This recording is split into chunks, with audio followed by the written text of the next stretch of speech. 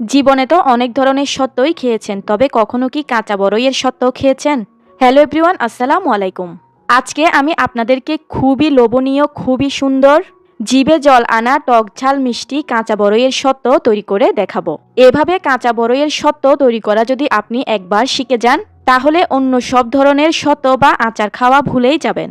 এই কাঁচা বড়ইয়ের সত্ত্ব খেতে ঠিক কতটা লোভনীয় স্বাদের সেটা আমি আপনাদেরকে বলে বোঝাতে পারবো না। আপনারা একবার বানালেই বুঝবেন। যেহেতু এখন বাজারে প্রচুর পরিমাণে কাঁচা বড়ই পাওয়া যাচ্ছে, সেই বড়ই দিয়ে আপনারা এভাবে কাঁচা বড়ইয়ের সত্ত্ব একবার বানিয়ে সারা বছরের জন্য সংরক্ষণ করে রেখে দিতে পারবেন। আর এই বড়ই সত্ত্ব যাকে খাওয়াবেন সে কিন্তু আপনার পিছুই ছাড়বে না। তাহলে চলুন আর কথা না বাড়িয়ে এবার রেসিপিটি শুরু করা যাক। এখানে আমি কাঁচা পাকা বড়ই নিয়েছি প্রায় হাফ কেজি পরিমাণ। তবে আপনারা চাইলে এখানে বড়ইয়ের পরিমাণটা আরও বেশিও নিতে পারবেন। তবে আমার এই হাফ কেজি পরিমাণ বড়ই দিয়েও কিন্তু অনেকগুলো বড়ই সত্ত্ব তৈরি হয়েছে। এখানে আমি এই বড়ইগুলোকে ভালোভাবে ধুয়ে পরিষ্কার করে নিয়ে বড়ইয়ের বোটাগুলো ফেলে দিয়েছি। এখন আমি বড়ই সত্ত্বের মধ্যে দেওয়ার জন্য একটা স্পেশাল মশলা তৈরি করে নিব। সেজন্য চুলায় একটা প্যান লোহিতে বসিয়ে দিয়েছি। এবারে এই প্যানের মধ্যে দিয়ে দিলাম 2 টেবিল চামচ পরিমাণ পাঁচফোড়ন, দিয়ে দিলাম 2 টেবিল চামচ পরিমাণ সরিষা, আর এখন এখানে আমি দিয়ে দিচ্ছি 6-7টার মতো শুকনো মরিচ। এবারে এই সবগুলো মশলাকে এই শুকনো প্যানের মধ্যে 2-1 মিনিটের মতো একটু ভালোভাবে টেলে নিব। যখন মশলা থেকে খুব সুন্দর একটা ফ্লেভার ছড়াবে আর মশলার কালার হালকা একটু চেঞ্জ হয়ে যাবে, তখন বুঝে নিতে হবে যে মশলাগুলো ভালোভাবে টেলে নেওয়া হয়ে গিয়েছে। কিছুক্ষণ মশলাগুলোকে লো আঁচে টেলে নেওয়ার পর এ পর্যায়ে কিন্তু আমার মশলাগুলো টেলে নেওয়া হয়ে গিয়েছে। মশলাগুলোর কালারও চেঞ্জ হয়ে গিয়েছে আর মশলা থেকে খুব সুন্দর একটা ফ্লেভারও ছড়াচ্ছে। এখন আমি মশলাগুলোকে চুলা থেকে নামিয়ে ভালোভাবে ঠান্ডা করে একটা ব্লেন্ডারের সাহায্যে মশলাগুলোকে গুঁড়ো করে নিব। এবারে চুলায় একটা পাত্র বসিয়ে এই পাত্রের মধ্যে আমি দিয়ে দিলাম মেজারমেন্ট কাপের হাফ কাপ পরিমাণ পানি। এখন আমি এই পানির মধ্যে সবগুলো বড়ইকে ঢেলে দিব। যেহেতু আজকে আমার বড়ইয়ের পরিমাণ কম, তাই আমার পানির পরিমাণও কম লেগেছে। এবারে বড়ইটাকে একটু নেড়ে চেড়ে দিয়ে একটা ঢাকনা দিয়ে ঢেকে দিব। এখন ঢাকনা দিয়ে ঢেকে দিয়ে বড়ইটাকে খুব ভালো করে এ পর্যায়ে সিদ্ধ করে নিতে হবে। তো আমি ফিরে এলাম বড়ইটা পুরোপুরি সিদ্ধ হয়ে যাওয়ার পর। তো দেখতেই পাচ্ছেন এখন কিন্তু বড়ইগুলো খুব ভালোভাবে সিদ্ধ হয়ে গিয়েছে। তো এখন আমি একটা ডাল ঘুটনির সাহায্যে বড়ইগুলোকে এরকম একটু ম্যাশ করে নিচ্ছি।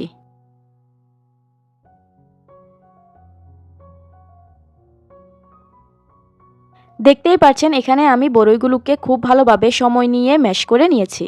এখন এই ম্যাশ করা বড়ইগুলোকে সাথে সাথে চুলা থেকে নামিয়ে নিব। এখন এখানে আমি একটা বোলের উপরে একটা ছাঁকনি বসিয়ে দিয়েছি। এবারে এই ছাঁকনির মধ্যে আমি ম্যাশ করে রাখা বড়ইগুলোকে দিয়ে দিলাম। এখন এগুলো এরকম গরম থাকা অবস্থাতেই স্প্যাচুলার সাহায্যে এরকম নেড়েচেড়ে বড়ইগুলোকে ভালোভাবে ছেঁকে নিতে হবে। এই কাজটা কিন্তু অবশ্যই বড়ইগুলো গরম থাকতে থাকতেই করতে হবে, কারণ বড়ইগুলো যদি ঠান্ডা হয়ে যায় সেক্ষেত্রে কিন্তু এগুলো ছেঁকে নেওয়াটা অনেক বেশি কষ্ট হয়ে যাবে। আর বড়ইগুলো যখন এরকম হালকা ঠান্ডা হয়ে যাবে তখন হাতের সাহায্যে এভাবে চিপে চিপেও বড়ইয়ের পাল্পগুলোকে বের করে নিতে পারবেন। তো দেখতেই পাচ্ছেন এখানে আমি সবগুলো বড়ই থেকে বড়ইয়ের পাল্প বের করে নিয়েছি। হাফ কেজি পরিমাণ বড়ই দিয়ে কিন্তু আজকে আমার অনেকগুলো পাল্প বের হয়েছে। এখন চুলায় একটা প্যান বসিয়ে দিয়ে এই প্যানের মধ্যে আমি দিয়ে দিচ্ছি মেজারমেন্ট কাপের 1/3 কাপ পরিমাণ সরিষার তেল। তেলটা গরম হয়ে এলে দিয়ে দিব হাফ চা চামচ পরিমাণ গোটা পাঁচফোড়ন। এবারে এই পাঁচফোড়নটাকে এই তেলের মধ্যে একটু ভেজে নিব। পাঁচফোড়নটাকে ভেজে নেওয়া হয়ে গেলে এবারে আমি দিয়ে দিব আগে থেকে ছেঁকে রাখা বড়ইয়ের পাল্পগুলো। এবারে বড়ইয়ের পাল্পগুলোকে আমি এই তেলের সঙ্গে ভালোভাবে কিছুক্ষণ একটু নেড়েচেড়ে মিশিয়ে নিব। নেড়েচেড়ে মিশিয়ে নেওয়া হয়ে গেলে এবারে আমি দিয়ে দিব হাফ টেবিল চামচ পরিমাণ লাল মরিচের গুঁড়া, দিয়ে দিব হাফ চা চামচ পরিমাণ হলুদের গুঁড়া। এখন দিয়ে দিব আগে থেকে যে মশলাটা তেলে গুঁড়ো করে রেখেছিলাম সেই মশলাটা। এই মশলার থেকে আমি এখানে অর্ধেক পরিমাণ মশলা এ পর্যায়ে দিয়ে দিচ্ছি। এখন দিয়ে দিব হাফ চা চামচ বা স্বাদ অনুযায়ী লবণ। মিষ্টির জন্য দিয়ে দিব এ পর্যায়ে মেজারমেন্ট কাপের হাফ কাপ পরিমাণ চিনি। বড়ই সত্ত্বকে দীর্ঘদিন সংরক্ষণ করে রাখার জন্য এখন আমি দিয়ে দিব 3 টেবিল চামচ পরিমাণ হোয়াইট ভিনেগার। সবগুলো উপকরণ দেওয়া শেষ। এবারে সবকিছুকে খুব ভালো করে নেড়েচেড়ে মিশিয়ে দিব। এবারে অনবরত নেড়েচেড়ে এগুলোকে জাল করে নিতে হবে। কিছুক্ষণ অনবরত নেড়েচেড়ে জাল করার পর কিন্তু এগুলোর কালার এরকম চেঞ্জ হয়ে যাবে। আর আস্তে আস্তে কিন্তু এই মিশ্রণ ঘন হতে থাকবে। তবে নাড়ার কাজটা কিন্তু বন্ধ করা যাবে না। অনবরত নেড়েচেড়ে এগুলোকে ঘন করে নিতে হবে। যখন এগুলো এই লেভেলের ঘন হয়ে আসবে তখন আমি এগুলোকে চুলা থেকে নামিয়ে নেওয়ার আগে দিয়ে দিব হাফ চা চামচ পরিমাণ বিট লবণ। তবে এটি সম্পূর্ণ অপশনাল, আপনারা চাইলে বাদ দিতে পারেন। বিট লবণটা দেওয়ার পর বিট লবণটাকে ভালোভাবে নেড়েচেড়ে মিশিয়ে দিচ্ছি। এখন কিন্তু এগুলো একেবারে পারফেক্ট লেভেলের ঘন হয়ে গিয়েছে, আর এগুলো কিন্তু এখন রোদে দেওয়ার জন্য একদমই রেডি। তো এখন আমি এগুলোকে চুলা থেকে নামিয়ে নিব। বড়ই সত্যটাকে শুকিয়ে নেওয়ার জন্য এখানে আমি একটা বড় সাইজের প্লাস্টিকের থালা নিয়েছি। তবে আপনারা চাইলে যে কোনো কিছুর মধ্যে দিয়ে এগুলোকে শুকিয়ে নিতে পারবেন। এখন আমি এই থালার মধ্যে সামান্য একটু সরিষার তেল ব্রাশ করে দিচ্ছি, যেন বড়ই সত্যটা শুকিয়ে যাওয়ার পর এই থালা থেকে ইজিলি উঠে আসে। তেল ব্রাশ করে নেওয়া হয়ে গেলে এবারে আমি বড়ই সত্যগুলোকে এই থালার উপর ঢেলে দিচ্ছি। এবারে স্প্যাচুলা দিয়ে আমি বড়ই সত্যগুলোকে এই থালার উপর এরকম করে একটু সমান করে ছড়িয়ে দিচ্ছি। যেহেতু আজকে আমার থালাটা বড় ছিল, তাই আমি সবগুলোকে এই থালার মধ্যে ছড়িয়ে দিচ্ছি। তো আমি সবগুলো বড়ই সত্যকে এই থালার মধ্যে সমান করে ছড়িয়ে দিয়েছি। এখন আমি এই বড়ই সত্যটাকে রোদে দিয়ে 3 থেকে 4 দিনের জন্য ভালোভাবে শুকিয়ে নিব। যেহেতু এই সিজনে অনেক বেশি রোদ থাকে, তাই আমি এগুলোকে ছাদে শুকাতে দিয়েছি। আর এগুলোকে এরকম একটা মশারি দিয়ে ঢেকে দিয়েছি, যেন কোনো রকম কাক বা পাখি বসতে না পারে। তো এবার আমি ফিরে এলাম ঠিক 4 দিন পর।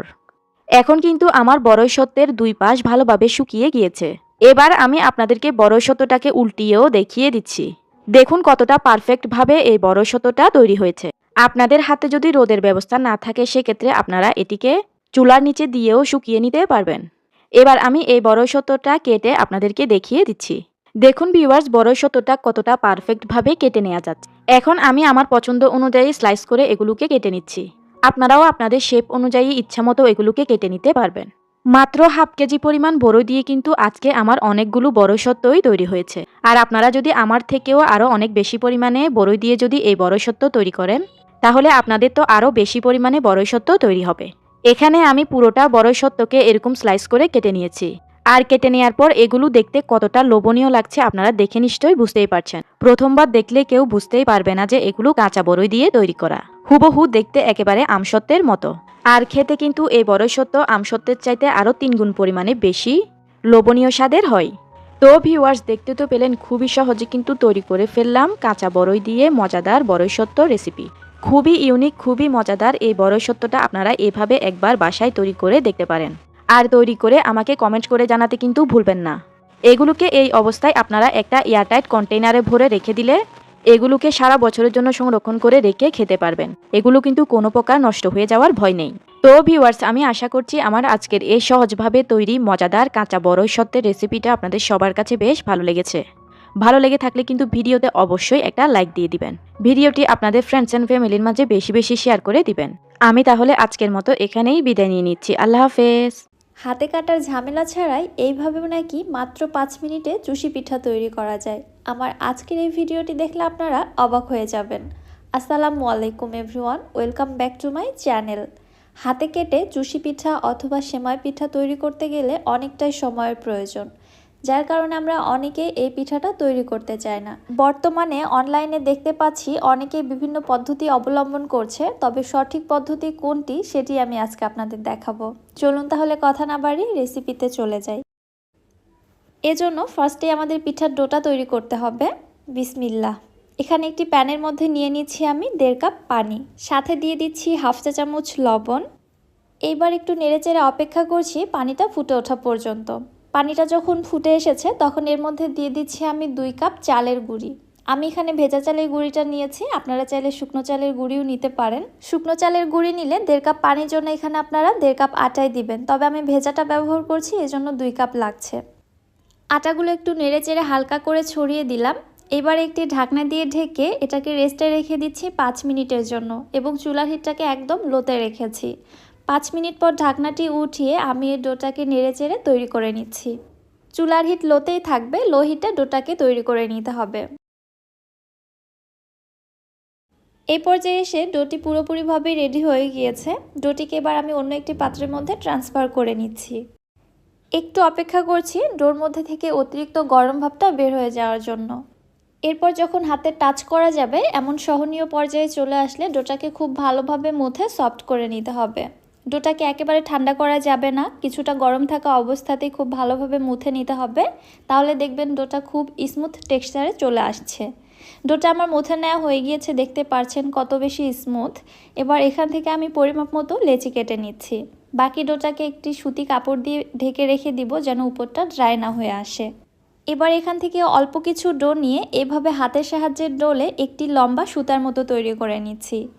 এরপর এখান থেকে খুবই ছোট ছোট লেচি কেটে নিচ্ছি পিঠা তৈরি করার জন্য। আদিকাল থেকে আমার মা, নানি, দাদিরা কিন্তু এভাবেই চুষি পিঠা তৈরি করে আসছে। এটাই হচ্ছে চুষি পিঠা তৈরি করার আসল পদ্ধতি। তবে বর্তমান যুগে এসে বিভিন্ন পদ্ধতি দেখতে পারছি, সেটা কতটা কার্যকরী আমি সেটাও একটু পর আপনাদের দেখিয়ে দিব। তো ছোট ছোট এই লেচিগুলোকে হাতের তালুর সাহায্যে বোর্ডের উপর এভাবে ডলে ডলে আমি চুষি পিঠার শেপগুলো দিয়ে নিচ্ছি। সো দেখতেই পাচ্ছেন পিঠাগুলো কত বেশি পারফেক্ট হয়েছে। আমি অত বেশি এক্সপার্ট না হওয়ার কারণে আমার পিঠাগুলো সবগুলো সমান আকারের বা সাইজের হয়নি। তবে আপনারা যারা এক্সপার্ট তারা তো খুব সহজেই তৈরি করে নিতে পারেন। এবার তাহলে চলুন বর্তমান যুগে এসে কে কত প্রকার পদ্ধতি ব্যবহার করছে সেগুলো কতটা কার্যকরী আমি সেটা একটু আপনাদের দেখাই। তার জন্য দেখুন এখানে একটি ভেজিটেবল গ্রেটার নিয়েছি। অনেকেই দেখছি এরকম ভেজিটেবল গ্রেটার দিয়েও তৈরি করছে, আবার কেউ ছিদ্রযুক্ত চামচও ব্যবহার করছে। কিছুটা পরিমাণে আটার ডো নিয়ে গ্রেটার বা চামচের উপর এইভাবে ডলা দিলেই দেখতে পারবেন নিচে থেকে লম্বা সুতার মতো বের হচ্ছে। তবে এখানে একবার বা দুবার ঘষা দিলে কিন্তু হয় না, বেশ অনেকবারই প্রেসার ক্রিয়েট করে দিতে হয়, তারপরেই নিচে থেকে কিছুটা সুতার মতো বের হয়, যেটা আমার কাছে অনেক বেশি কষ্টের মনে হয়েছে এবং অনেক ঝামেলার মনে হয়েছে। এই তো দেখতে পাচ্ছেন, এগুলো কি কোনোভাবে আপনাদের কাছে চুষি পিঠা মনে হচ্ছে বলুন তো? পিঠা তৈরি করতে চাইলে এগুলো দিয়ে কিন্তু ঠিক আগের প্রসেসেই পিঠা তৈরি করে নিতে হবে। ছোট ছোট লেচি কেটে নিতে হবে, দেন হাতের সাহায্যে গড়িয়ে পিঠার শেপ দিতে হবে। আসলে এগুলো সবই ভুয়া, একটা পদ্ধতিও আমাদের জন্য কার্যকরী নয়। তবে এর আগে আমি একটি চুষি পিঠার রেসিপি আপনাদের মাঝে শেয়ার করেছি, সেটা আমি সুজি দিয়ে তৈরি করেছিলাম। আপনারা চাইলে ওই ভিডিওটা আমার দেখে নিতে পারেন। ওই পদ্ধতিতে কিন্তু আপনারা 5 মিনিটের মধ্যে অনেক পিঠা তৈরি করে নিতে পারবেন। ওই পিঠাটি আমি কেচি দিয়ে কেটে তৈরি করেছিলাম। কেচি দিয়ে কেটে পিঠা তৈরি করতে চাইলে চালের গুঁড়ার ডো দিয়ে কিন্তু হবে না, ওই ক্ষেত্রে আপনাদের সুজির ডো তৈরি করে নিতে হবে। আপনারা ভিডিওটি দেখে নিতে পারেন, লিঙ্কটি আমি ডেসক্রিপশন বক্সে দিয়ে রেখেছি। আমি ফার্স্টে যে পদ্ধতিটি আপনাদের দেখিয়েছিলাম ঠিক ওই পদ্ধতিতেই সবগুলো পিঠা তৈরি করে নিয়েছি। এবার তাহলে চলে যাচ্ছি চুলাতে পিঠাগুলো রান্না করার জন্য। চুলায় একটি মিল্ক প্যানে নিয়ে নিচ্ছি আমি 1 লিটার লিকুইড দুধ। সুন্দর একটি ফ্লেভারের জন্য দিয়ে দিচ্ছি 3টি সাদা এলাচ, মুখগুলো ফেটে দিয়েছি। নেড়ে চেড়ে কিছুক্ষণ জাল করে নেওয়ার পরে এর মধ্যে দিয়ে দিচ্ছি আমি 1/2 কাপ খেজুরের গুড়। আমি এখানে খাঁটি খেজুরের গুড়টা ব্যবহার করেছি, এজন্য পরিমাপে কম লেগেছে। তবে আপনারা যদি বাজারের লোকাল গুড় ব্যবহার করেন তাহলে কিন্তু পরিমাপে বেশি লাগবে। নেড়ে চেড়ে গুড়টা ভালোভাবে মিশিয়ে নেওয়ার পরে এর মধ্যে দিয়ে দিচ্ছি আমি 1/4 টিস্পুন লবণ। মিষ্টি খাবারে যারা লবণটা লাইক করেন না তারা চাইলে স্কিপ করতে পারেন, তবে মিষ্টি খাবারে সামান্য একটু লবণ দিলে মিষ্টির ব্যালেন্সটা ঠিক থাকে। যে যেমন মিষ্টি খেতে পছন্দ করেন তার মুখে কিন্তু ঠিক ওই টেস্টটাই লাগে। এইবারে আগে থেকে তৈরি করে রাখা চুষি পিঠাগুলো আমি দুধের মধ্যে দিয়ে দিচ্ছি। পিঠাগুলো দেওয়ার পরে খুব জোরে নাড়তে যাবেন না, খুবই আলতো হাতে নেড়ে চেড়ে দিতে হবে। এই পর্যায়ে কিন্তু পিঠাগুলো ভেঙে যাওয়ার সম্ভাবনা অনেক বেশি থাকে, সো খুবই আলতো ধীরে নেড়ে চেড়ে দিতে হবে। চুষি পিঠা রান্না করতে খুব একটা বেশি সময় লাগে না, 7-8 মিনিটের মধ্যে রান্না হয়ে যায়। আর খুব হাই হিটে পিঠা রান্না করা যাবে না, মিডিয়াম টু লো হিটে পিঠা রান্না করতে হবে। প্রায় 7-8 মিনিট আমি জাল করে নিয়েছি। এরপরে দেখুন পিঠাগুলোর কালারও চেঞ্জ হয়ে এসেছে এবং পিঠাগুলো কিন্তু ভেসে উঠতে শুরু করেছে। যখন দেখবেন পিঠা এমন ভেসে উঠেছে তখন বুঝতে হবে পিঠাগুলো খুব ভালোভাবে কুকড হয়ে গেছে। সো তারপরে কিন্তু পিঠাগুলো জাল করে আর বেশি ঘন করে ফেলানো যাবে না, কারণ এই পিঠাগুলো ঠান্ডা হওয়ার পরে অনেকটাই ঘন হয়ে আসে। আমি ঠিক এই পর্যায়ে পিঠাগুলো চুলা থেকে নামিয়ে রেখে দিচ্ছি। ঠান্ডা হওয়ার পরে আমি সার্ভ করে নিচ্ছি। দেখুন পিঠাগুলো কিন্তু আগের তুলনায় বেশ ঘন হয়ে এসেছে। খুব বেশি পাতলা বা খুব বেশি ঘন পিঠা খেতে কিন্তু একদমই ভালো লাগে না, এমন ক্রিমি টেক্সচারের পিঠাগুলো খেতে কিন্তু অনেক বেশি ভালো লাগে। অনেকেই আছে এই পিঠার মধ্যে নারকেল কোড়াটা পছন্দ করেন, তবে আমার খুব একটা বেশি ভালো লাগে না, এজন্য আমি দেই নাই। আপনারা চাইলে দিতে পারেন। পিঠাগুলি চুলা থেকে নামানোর কিছু আগ মুহূর্তে নারকেল কোড়া দিয়ে পিঠাগুলো চুলা থেকে নামিয়ে নেবেন, তাহলেই হয়ে যাবে। রেসিপিটি আপনাদের কাছে কেমন লাগলো অবশ্যই আমাকে কমেন্ট করে জানাবেন। আর রেসিপি যদি আপনাদের কাছে ভালো লাগে তাহলে আমার চ্যানেলটি সাবস্ক্রাইব করে পাশে থাকা বেল আইকনটিতে ক্লিক করে দিবেন আমার পরবর্তী ভিডিও নোটিফিকেশন সবার আগে পাওয়ার জন্য। এবং যারা ফেসবুক পেজ থেকে ভিডিওটি দেখছেন পেজটিতে একটি লাইক এবং ফলো দিয়ে দিবেন। সো আজকে আর বেশি কথা বাড়াচ্ছি না, সবাই ভালো থাকবেন, সুস্থ থাকবেন। আল্লাহ হাফেজ।